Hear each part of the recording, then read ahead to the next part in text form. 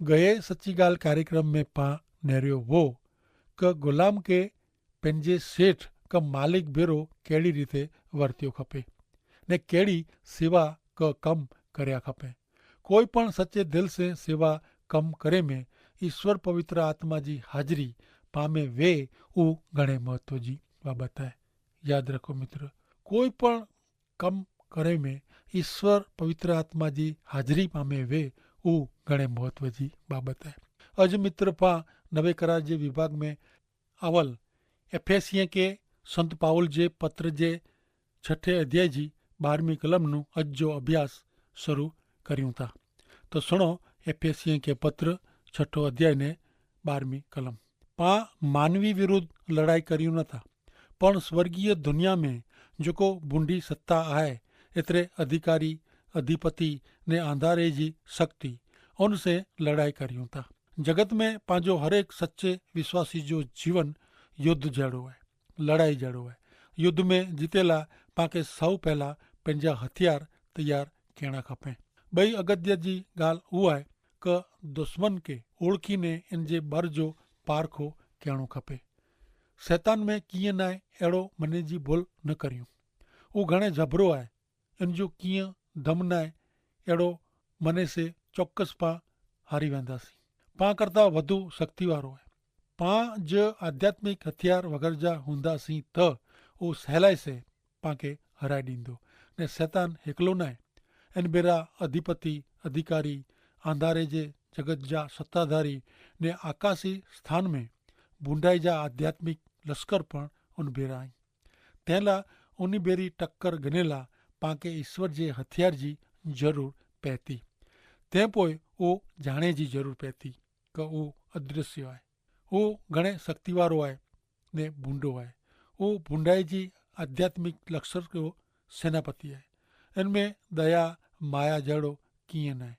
कोई पण विश्वासी माण्हू जो आत्मिक जीवन फेटाए विझणो उज हिकिड़ी फक़्त इन जी इच्छा आहे ने उहो माण्हू कॾहिं शैतानियत बाबति में अचे फसाजे उज इन जी इच्छा रखे थो ने उज इन जो मूर कमु आहे। उहो घणे कपटी ने लुचो आहे। संत पीतर चवनि था क शैतान सीं वारे जी जेको मिले इनखे उन्हारे ला गोते थो, विश्वासी मथे त्राटके थो। पां ओळखी न सघूं तंहिं लाइ अलॻि अलॻि वेस में अचे थो। उहो गेटे जे रूप में वरू जहिड़ो आहे। गेटे खे लॻे थो उहो गेटो जाए ने गेटे में भीरीने खेदान मैदान करे थो। विश्वासी खे इनखे चोखी रीते सामनो करे जो आहे, इनखे ओळखीने सामनो करे जो आहे। विश्वासी जी लड़ाई मानवी विरुद्ध न आहे। दुश्मन आध्यात्मिक आहे, लड़ाई पण आध्यात्मिक आहे। तंहिं लाइ जो पाके आध्यात्मिक शक्ति जी ज़रूर पए थी ने ज़रूर वे थी। शैतान जी चालाकी ने शैतान जे हमले जो सामनो फक़्त ईश्वर जे हथियार से ज थी सके। याद रखो मित्र, पाके हमेशा पंहिंजे बर शक्ति से न पर शैतान जे हमले जो सामनो फक़्त ईश्वर जे हथियार से ज थी सके ने तज पां जीती सकंदासीं। विश्वासी जो दुश्मन शैतान आहे। विश्वासी के शैतान विरुद्ध लड़ाई करे जी आहे ने शैतान ते जीत मेळवेला ईश्वर जे हुकम जो अमल कयो खपे। ईश्वर हथियार जेको ॾिए था उहो पहिरीं गिनो ने तैयार रहो। बूंदाई ने अंधारे जी शक्ति सामे विश्वासी जी लड़ाई हथ जी वेती। पंहिंजी आजू बाजू बूंदे आत्मा जी दुष्टता जी दुनिया आहे जेको हेवर कम करे थी। अज अलॻि अलॻि रूप में शैतान जी आराधना भक्ति थिए थी। शैतान दुनिया में अज बूंदा आत्मिक परिबळ इन जा कम कराई रहियो आहे। विश्वासी विरुद्ध बूंदो आत्मिक तत्व मोर्चो मंडीने वेठो आहे। ईश्वर विरुद्ध यीशु ख्रिस्त विरुद्ध अज शैतान ने विश्वासी जे परिबळ वच्चे युद्ध हली रहियो आहे जेथी हरेक विश्वासी जो पायो बाइबल जे ईश्वर जे वचन में वधु ने वधु ऊनो वेझे जी ज़रूर आहे। भले हाणे पां अॻियां कार्यक्रम में वधंदे नेरियूं 6 अध्याय जी 13वीं कलम कुर्चे थी उहो पां सुणो। एफेसिये के पत्र 6 अध्याय ने कलम 13। तंहिं लाइ ईश्वर जा हथियार हेवर ज पहिरीं गिनो जेथी जॾहिं बूंदा ॾींहुं अचे तॾहिं दुश्मन जे हमले खे रोकेला ऐं शक्तिमान थी सघो ને અંત સુધી लड़ाई કરીને અહીં ઊભા રહી શકો। पां ईश्वर जी शक्ति से शैतान जो सामनो करी सको, कारण शैतान करता ईश्वर में घणे વધુ शक्ति है। पहलो यूहान 4 अध्याय ने 4 कलम में जेमें आयो है कि आमे पवित्र आत्मा आए अहीं खोटे संदेश वाग के हरायो आयो। आमे जो पवित्र आत्मा आए वो दुनिया में आत्मा आए इन करता વધુ शक्ति वारो है। आमे जो आए वो दुनिया में आए इन करता વધુ शक्ति वारो है। कोलाए कारण के प्रभु यीशु ख्रिस्त पर जो विश्वास करे तो इनके पवित्र आत्मा मिले तो तेला वो વધુ शक्ति वारो आए ई चेमे आयो है। पांच जो ईश्वर जा अयूं तेला पामे जो आए वो यीशु अथवा यीशु जो आत्मा पवित्र आत्मा मार्फते यीशु पामे रहता। शैतान ने इनजे मिड़े बूंदे आत्मा करता यीशु वडा आई। ईश्वर जी मिड़े शक्ति विश्वासी में आए। ईश्वर जा मिड़े हथियार પહેરીને ને શૈતાન સામે થઈને પા શૈતાન કે બજાઈ શકો था। पा પાંજે બરસે ન પણ ईश्वर जे हथियार से। याकूब जे पत्र जे 4 अध्याय जी 7वीं कलम में चेमी आयो है कि तेला अहीं ईश्वर के अधीन थियो शैतान सामे थियो एतरे ऊ आनु छीटो भजंदो। अहीं ईश्वर के अधीन थियो ने शैतान सामे थियो कुलाय एतरेला કે એડો કરીંदा તજ ऊ એટલે કે શૈતાન આનું છેટો ભજંદો। हेते पण संत पाउल 11મી कलम प्रमाणे ईश्वर जा मिड़े हथियार सजी गने जी पेरी गने जी गाल करिए था। जो एकांदो हथियार पण ओछो हुंदो तो शैतान विंदी वजंदो। संत पाउल पाके बूंदे ॾींहुं एतरे क परीक्षण जो ॾींहुं पीड़ा जो ॾींहुं अचे तंहिं पहला ईश्वर जा हथियार सजीने तैयार रहिजो है एड़ो चवनि था। पां दुश्मन शैतान के ओळखी गिणो तेला सामनो करेला हथियार खपे। जेते जेते बाइबल जा ईश्वर जा वचन सिखाए में अचनि था ने प्रभु यीशु ख्रिस्त जो प्रचार करे में अचे तो होते युद्ध हली रहियो है, लड़ाई चालू है। युद्ध जो पहलो टोरो उहो आहे। पाके तैयार रहिजो ने लड़ाई जे मैदान में उभा रहिजो हुकुम करे में आयो है। हुमलो पाके शैतान ते नाए करेजो। हुमलो ता शैतान पाते करींदो। हिकिड़ो ख़ासो गीत आहे उहो ऐं पा सुणो। तैयार थियो हमेशा यीशु जे पक्ष में मिड़े युद्ध जा लड़वैया अॼु ता लड़ाई जो सॾु आहे आवती काल जीत जो गीत हूंदो। यीशु पिंड ॾिराईंदो जीत। तैयार थईने हिन बूंदे ज़माने में उभा रहणो उज विश्वासी ला जीत आहे। अॼु जा घणे समाज मंडल नेरीने डोक थिए थो। घणे विश्वासीअ खे ऊ पण ख़बर न आहे कि पां हिकिड़े आध्यात्मिक युद्ध में आहियूं। शैतान ईश्वर जा वचन सिखाइए था इन ते घणे खारो थिए थो। खिले से क्रूस ते जड़े वारे टोरे में ऐं शामिल थी जा न मित्र। ऐं हमेशा जेको ईश्वर जा वचन सिखाइए था इनके हमेशा मदद करी जा पण क्रूस ते जड़े वारे टोरे में ऐं शामिल थी जा न अहिड़ो हिते चई में अचे थो।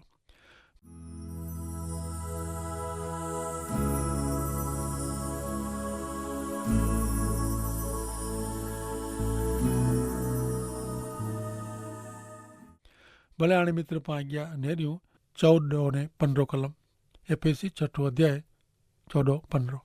तेला तैयार रहो। आंजी कमर ते सत्य जो पट्टो ॿधियो।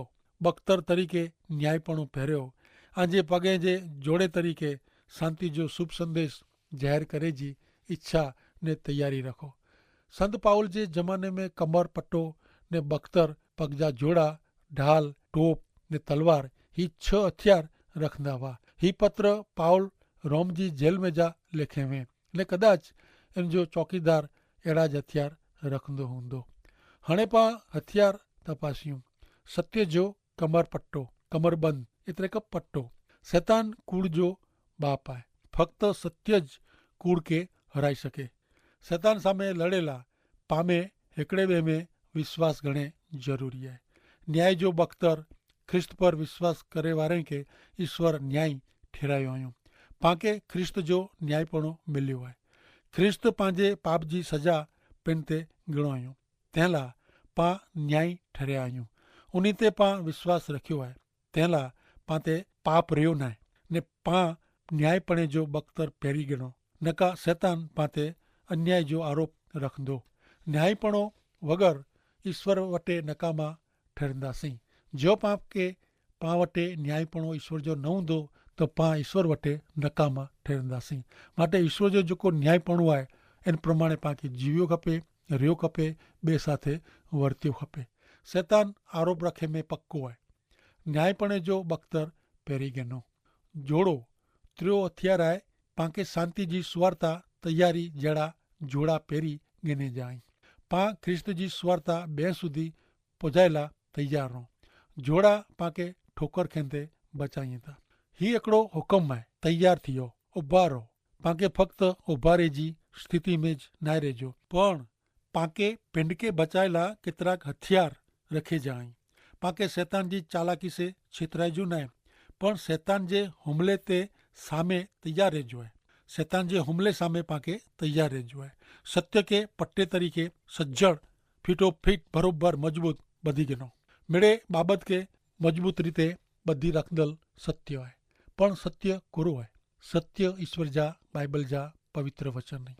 विश्वासी के बाइबल जे वचन जो ज्ञान हुअणो घणे ज़रूरी आहे। ईश्वर जा मिड़े हथियार यीशु ख्रिस्त भेरा संबंधित आहिनि। यीशु ख्रिस्त सत्य आहे ने पांखे यीशु ख्रिस्त के पंहिंजे जीवन में पहिरी गिने जी ज़रूर आहे। बख्तर तरीके न्यायपणो पहिरियो। यीशु ख्रिस्त विश्वासी जो न्यायपणो आहे। विश्वासी जो पिन जो मेले चिथरे जहिड़ो न्यायपणो बख्तर तरीके नकामो आहे। पण इन विचे विश्वासी जो हृदय ने अंतर आत्मा ईश्वर भेरो सीधे सीधो ने योग्य संबंध धराईंदो वे, अहिड़ो मात्र यीशु ख्रिस्त जो न्यायपणो आहे ने ऊ विश्वासी के माण्हू वटे ने ईश्वर वटे उभारे जे लायक ठहिराए थो। जीवन में पाप वे इन जहिड़ी दयाजनक हालत ॿई कोई न। इन रीते लड़ाई का युद्ध कॾहिं पण जीती सघिजे न। 15वीं कलम चए थी कि आंजे पग जे जोड़े तरीके शांति जो शुभ संदेश जाहिर करे जी इच्छा रखो। आंजे पग जे जोड़े तरीके शांति जो शुभ संदेश जाहिर करे जी इच्छा रखो। तैयार थियला जोड़ा ज़रूरी आहिनि। जमीन ते बरोबर मजबूत रीते स्थिर थियला हुअणा खपे। कोरो आंजा पग पाइण ते स्थिर आहिनि। पाइण यीशु ख्रिस्त आहिनि। हिन दुनिया में आला पायो यीशु ख्रिस्त आहे ने पांखे यीशु ख्रिस्त के पहिरी गिने जी ज़रूर आहे। 16वीं कलम अॻियां चए थी कि हरेक टाइम ते विश्वास के ढाल तरीके बेरी रखो। बूंडे शैतान जा दखंदल तीर उजाइला ऐं इन मार्फते शक्तिमान बनंदा। हरेक टाइम ते विश्वास के ढाल तरीके बेरी रखे जी आहे। बूंडे शैतान जा दखंदल तीर उजाइला ऐं इन मार्फते शक्तिमान बनंदा। ही मिड़े प्रार्थना सीखे करियो ने ईश्वर जी मदद मंगो। जी पवित्र आत्मा डोरवणी ॾे तीं हरेक प्रसंगे प्रार्थना करियो। इन कारणे हमेशा जागता रहो ने अहिड़ो करे जो कॾहिं पण छॾियो न। हरेक टाइम में ईश्वर जे लोक ला प्रार्थना करियो। विश्वासी जा हथियार आध्यात्मिक आहिनि, कारण पां आध्यात्मिक दुश्मन सामे युद्ध में आहियूं। पांखे उहो हथियार पहिरीने उभो रहिजो आहे ने उहो हथियार शस्त्र भंडार ता यीशु ख्रिस्त आहिनि। ईश्वर जेको शस्त्र को हथियार ॾिए था इन से पंहिंजो रक्षण थिए थो। हरेक टाइम ते विश्वास के ढाल तरीके बेरी रखो। मित्र, हरेक टाइम ते एटे गमे उन जगह ते गमे उन परिस्थिति हो पण विश्वास के पां बेरी रखे जी खास हिते सूचना ॾिए था कि हरेक टाइम ते विश्वास के ढाल तरीके बेरी रखो। यीशु ख्रिस्त पर जे विश्वास जहिड़ी ढाल वॾी है। इनसे विश्वासी पूरी रीते सुरक्षित ने सलामत है। यीशु ख्रिस्त पर जो विश्वास पांखे यीशु ख्रिस्त जे सुरक्षित हथ में रखे थो। योहान अनुसार शुभ संदेश जे 10वें अध्याय जी 27 ने 28वीं कलम में प्रभु यीशु ख्रिस्त पिंड चयो का मुंहिंजा घेटा मुंहिंजो सॾु सुणे था ने आऊं उन्ही के ओळखां थो ने ऊ मूं पुठियां हले था। आऊं उन्ही के सार्वकालिक जीवन एतिरे क हमेशा जो जीवन ॾियां थो ने ऊ कॾहिं मरंदा न ने मूं वटां उन्ही के कोई छिनी सघंदो न। मित्र, कहिड़ो अजाइब जहिड़ो वचन ईश्वर पाला रखियो हुयो का हू कॾहिं मरंदा न ने उन्ही नूं परियां पांखे कोई कोठी वञी सघंदो न। यीशु ख्रिस्त पर जे विश्वास रूपी ढाल से पाण शैतान जा मिड़े दुखदल तीर हुजाए वजेला शक्तिमान बनो था। बूंदो शैतान घणे झपाटे ने खार में दुखदल तीर मारे तो। ऊ बूंदे शैतान जो दुखदल तीर आध्यात्मिक सवाल बनी अचे ने आ वटे इन जो जवाब न वे तो इन सामे यीशु ख्रिस्त पर जे विश्वास जी ढाल धरी ॾियो। आउं इन प्रमाणे ज करियां थो ने आउं नेरियो है कि दुष्ट बूंदे शैतान जा दुखदल तीर उजाए वञे था। बाइबल जे ईश्वर जे वचन विषय ईश्वर संबंधी ॿई कोई आध्यात्मिक बाबत संबंधी मुंझवण वारा पा बनी वञो था सवाल अचे तो इन सामे विश्वास रूपी ढाल धरी ॾियो। उद्धार के टोप तरीके पहिरियो टोपो मथे जो रक्षण करे थो ने ईश्वर मानवी जे मगज के अपील करिए था, हृदय के अपील करिए था ने मानवी जी समझ बुद्धि के पण अपील करिए था। सजे बाइबल में ईश्वर मानवी भेरो विचारी ने गाल क्यों हुयूं। जोने करा जे पुस्तक जे विभाग में आवल संदेशवाक यसाया जे पुस्तक जे पहले अध्याय जी 11वीं कलम में ईश्वर चेता अचो पा विवाद करियूं आंजा पाप जकी रते कपड़े जड़ा वें तो पण ऊ हिम जड़ा दोहरा थींदा जो ऊ कर्मज जड़ा लाल वें तो पण ऊ उन जड़ा दोहरा थींदा। रोमन के लखल पत्र जे 10वें अध्याय जी 17वीं कलम में जणाइए था संदेश सो सुने से विश्वास उत्पन्न थिए तो ने ख्रिस्त जो प्रचार करे से संदेशो मिले तो। संदेशो सुने से विश्वास उत्पन्न थिए तो ने ख्रिस्त जो प्रचार करे से संदेशो मिले तो। ईश्वर पाके अंधारे में ठेक देने जो चैन था, ईश्वरता पाके अजवारे में डोरिए था। आला ईश्वर वटे पक्को पायो है। संत प्रेषित पाउल 17वीं कलम में जणावेल टोप जो फेरी पहलो थेसालोनिकियों के पत्र तेजो 5वां अध्याय ने 8वीं कलम में उल्लेख करिए था कि पा डी जायूं तेला सावध रहो ने विश्वास ने प्रेम जो बख्तर ने उद्धार जी आशा जो टोप पहिरियूं। पा डी जायूं तेला सावध रहो ने विश्वास ने प्रेम जो बख्तर ने उद्धार जी आशा जो टोप पहिरियूं। हिते संत पाउल चेता विश्वास प्रेम ने आशा पांजा हथियार आहिनि। पंहिंजे जीवन में ज़रूरी अहिड़ा आध्यात्मिक गुण दर्शायला वतायला ऊ सैनिक जे हथियार जो दाख़िलो ॾिए था। उद्धार जी आशा जो टोप तारण जी आशा जी ॻाल्हि करिए था।